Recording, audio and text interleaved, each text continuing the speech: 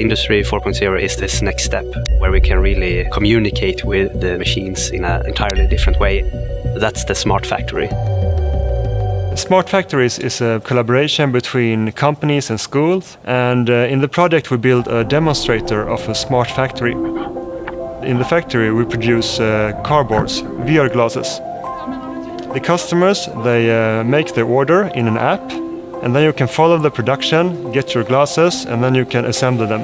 In this project we contribute with, of course, our robots, but also the drive system, the motors, sensors, and all the things that could run in this kind of robot cells. The factory is connected to an app. We use 3D printing, we use HoloLens for assembly instructions. AI, IoT, and VR has been around for quite some time now. This project is about showing that these technologies are mature and we use them in sharp applications now. We have chosen Microsoft Azure as our development platform, and it's the brain of the entire operations here in the Smart Factory. The future is very positive.